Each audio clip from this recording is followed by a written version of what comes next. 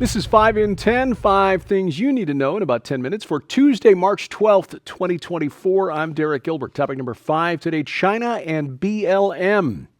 You probably know that Black Lives Matter, BLM protesters were behind many of the fiery but mostly peaceful uprisings that occurred around the United States in the summer of 2020 after the death of George Floyd in Minneapolis. But author Peter Schweitzer has uncovered a new aspect to those riots that we did not see coming. According to Schweitzer's new book, Blood Money, Why the Powerful Turn a Blind Eye While China Kills Americans, many of these apparently spontaneous riots were actually organized by members of little-known radical organizations that are backed and funded by China. One of the groups, the secretive pro-Beijing Freedom Road Socialist Organization, or FRSO, gave rise to an offshoot called Liberation Road, of which alleged member Montague Simmons founded the Organization for Black Struggle, or OBS. Simmons later admitted during a presentation that he brought about 10,000 out-of-state activists to participate in the protests in Minneapolis. Another secretive group with ties to Beijing, the Party for Socialism and Liberation, or PSL. PSL leader Eugene Puryear of Washington, D.C., was actively involved in the George Floyd protests in Minneapolis, Philadelphia, and Washington, D.C. Puryear has similar to Simmons, has praised China and even hosted a podcast episode entitled Why China Will Win, Capitalism Inherently Collapses, end quote. Chinese goal here, of course, is to destroy the United States from within without firing a shot. What's interesting, a few years back, Netflix had a series based on a Philip K. Dick novel called Man in the High Castle. It's an alternate history in which Nazi Germany and Japan won World War II, and the United States was basically occupied, the East Coast, everything east of the Great Plains by Germany, everything west of the Rocky Mountains by Japan. But there was a resistance movement in California, basically black activists who were funded by Communist China. It's very interesting that you got that parallel there. I don't think it's predictive programming, but it's an odd parallelism that we didn't see, that most of us did not anticipate. But it makes a lot of sense. If China can spend some money funding activists here inside the United States, why wouldn't they? Frankly, it's what the CIA does inside other nations. Topic number 4, the most ridiculous jobs report ever. Talking about Friday's release of jobs information. That, by the way, title, most ridiculous jobs report ever, is what Zero Hedge, a news site I look at regularly, called this report. They referred to it as coming from the Biden Department of Goal-Seeking Propaganda, otherwise known as the Bureau of Labor Statistics. On the surface, it was a very strong jobs report, which almost nobody expected. The United States reportedly, unexpectedly, added about 275,000 jobs, way more than anyone thought. However, real data shows a different story. Comparing the monthly change in the BLS statistics and the ADP payrolls shows a very clear trend. The Biden administration numbers showing over the past year, the green line on the chart behind me, steady growth in the number of jobs, while the ADP payroll survey, which tracks the actual number of paychecks being cut by employers, and thus not subject to political pressure, shows a steady decline over the past year. But it is even worse. In February of this year, the number of native-born workers, people in the workforce who were actually born in the United States, dropped again, sliding by more than 500,000, 560,000. Add to this the December data, and we get a near-record 2.4 million decline in native-born workers in just the past 3 months. That's just the last 3 months. The offset, a record 1.2 million foreign-born workers, immigrants, in other words, both legal and illegal, added in February, hence the alleged growth. Said otherwise, not only is all job creation in the past 6 years here in the United States shown, again, the green line, foreign-born workers, the red line showing native-born workers, which, as you can see, the last couple of months has been dropping. All job creation here in the United States has been for foreign-born workers. Here's another chart that shows it more clearly. Zero job creation growth since June of 2018 here in these United States, while we've got 3.9 million more foreign-born workers employed in the United States. Which leads us to topic number 3, a slow invasion. Mass migration being weaponized against the United States and ultimately break it apart. Kind of a theme in today's program, don't you think? This is according to Joseph Humeyer, who studies unconventional warfare and is the executive director of a think tank called the Center for a Secure Free Society. Last year, a record 500,000 migrants traveled through the Darien Gap, which connects Colombia and Panama. The United Nations and related non-government organizations, or NGOs, which receive millions of U.S. taxpayer dollars, have made mass migration easier by setting up way stations along the route to provide water, maps, other assistance, shelter, food. Reporters from the Epoch Times visited the Darien Gap last year, found migrants from China, Somalia, Venezuela, Ecuador, Colombia, and others who had hiked out of the jungle leading from Colombia into Panama. It is treacherous, not just because the terrain is rough, but because there are people along the way who will beat, rob, rape, kill the migrants along the way. They fly into Ecuador because they don't need a passport to do it, and then begin hiking the long journey northward, where again, if they can make it far enough, they are assisted by the United Nations and other NGOs. In 2022, illegal immigrant encounters at the U.S. border, 2.7 million. Last year, 2023, fiscal year 23, 3.2 million.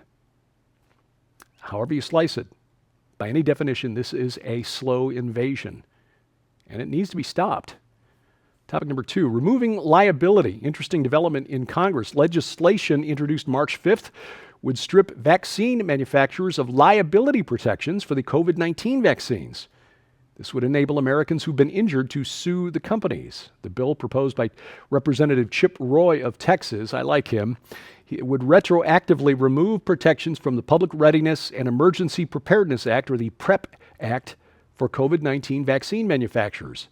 Currently, the PrEP Act protects manufacturers and people who administer the vaccines from liability. This was under a 2020 declaration entered by then Health Secretary Alex Azar, serving in the cabinet of President Donald Trump. Joe Biden's administration extended the protections. The only exception to the PrEP Act, the protections under the PrEP Act, are in the cases of death or willful misconduct. According to Representative Roy, millions of Americans were forced to take a COVID-19 shot out of fear of losing their livelihoods and under false pretenses. Many have faced injury from the vaccine, but few have been afforded little recourse, end quote. As part of the federal vaccine system, people who suspect or can confirm injuries from COVID-19 vaccines can apply for compensation from the government, but as of January, only 11 people have been compensated. The highest payout, just $8,961. We'll see if Representative Roy's bill gets any traction. Coming up, possibly the worst labor action, the worst strike ever. That's next on 5 and 10. Well, let me take this occasion right now. Ladies and gentlemen, we want to make sure you know how you can get your copy of this incredible new book in the Blood Alliance special offer. This amazing opportunity includes the brand new book, Blood Alliance, the attack on Yeshua's threshold covenant and its impact on you in the midst of our prophetic times, by best-selling author Messianic Rabbi Zev Porat, that details the current-day diabolical influence of the biblically identified Chaldean spirit, the false, counterfeit threshold covenants Lucifer is planning to use to deceive millions of Christians in the days ahead. What the Old and New Testament has to say about the temple on the Temple Mount, what the Sabbath really is, and how the threshold covenant brings it to life. But we're just getting started.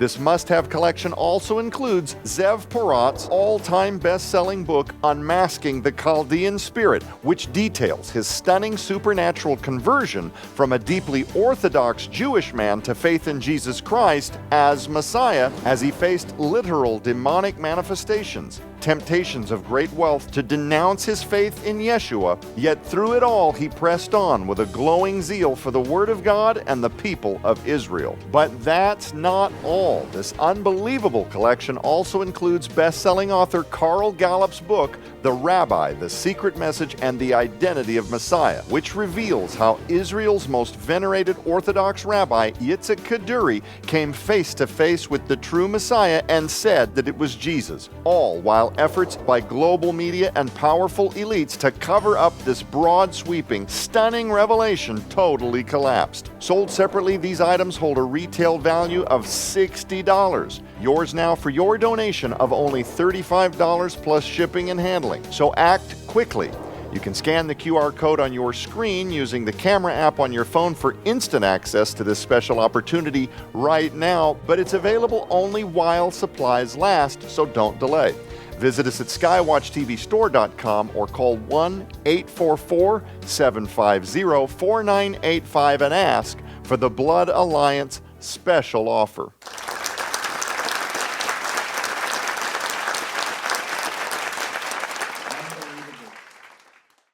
Item number one today, the unionization of a college basketball team. This is a precedent-setting move that could move college sports further along the path to total ruin, or just turning them totally professional, which is what they're halfway are anyway. The men's basketball team at Dartmouth University last Tuesday voted to form a union. Players leading the effort said they seek a, quote, less exploitative business model for college sports, end quote. The team voted 13-2 to join Local 560 of the Service Employees International Union, the second largest labor union in the United States, a major backer of the Democratic Party. Dartmouth administration previously warned that unionization could result in the team being ejected from the Ivy League. You see, Ivy League schools aren't allowed to give athletic scholarships, so none of these guys are getting a free ride, okay? But the school points out that because college athletes are not employees, unionization is inappropriate. Well, the vote came on the same day the Big Green ended their 2023-24 season. They're dead last in the Ivy League, finished with a record of 6-21, 0-14 on the road. They won only 2 games in conference, and according to the KenPom computer ranking, if you know, you know, they ranked 334th out of 362 Division I basketball programs. Average attendance at home games is somewhere under 700 per game, which begs the question, if they actually go on strike, will anyone even notice? Not thinking it through. It's probable that the men's basketball program at Dartmouth costs the school more than it's bringing in. This is not a position of strength from which they are negotiating. I understand. I was 19 years old once too. You think you're smarter than you really are. Anyway. Countering the Darkness. Skywatch TV's virtual conference is on right now, and you get instant access when you sign up, and you still get the full 90 days to view 24 presentations, including Tom Horn's final presentation. And as a free bonus, all 6 feature-length Skywatch Films documentaries, including Ragnarok, Humanity's Last Stand, which is based on Tom Horn's jaw-dropping Wormwood prophecy, his vision of incoming asteroid Apophis. Don't miss this opportunity to get all of this information. Again, 90 days, you watch on your schedule. You set the conference schedule, watch what you want to watch, when you want to watch it, and you sign up today for instant access at defenderconference.com, defenderconference.com. Rabbi Zev Porat, Pastor Carl Gallup's joining us again on Skywatch TV this week as we continue discussing Zev's new book, Blood Alliance, the Blood Covenant or Threshold Covenant. At the blood covenant at the threshold of one's home was key in ancient society, but the ultimate threshold covenant is the one Jesus made with us to allow us entry into his Father's house, in which there are many rooms or many mansions, depending on your translation. Don't miss the program. You can watch it right now at skywatchtv.com. All of our video content is always available there at our website. You can also watch it on the broadcast over the air. Our partner network's schedule is posted, skywatchtv.com/channel channels. If you've got the Skywatch TV app for Roku or Apple TV, you can watch there. You can also catch it at YouTube, the new channel there at Skywatch TV Now, rumble.com/Skywatch TV, or through our mobile app, which bypasses the gatekeepers of big tech and social media and brings all of our content right into your smartphone or tablet, along with a Bible with multiple translations, an audio Bible, in fact, calendar of our upcoming events, and more. It's available for iOS, Android, and Amazon Kindle Fire phones and tablets, and we have links to their app stores at our website, skywatchtv.com. Thank you for watching as we keep watch. I'm Derek Gilbert. This is 5 in 10 from Skywatch TV.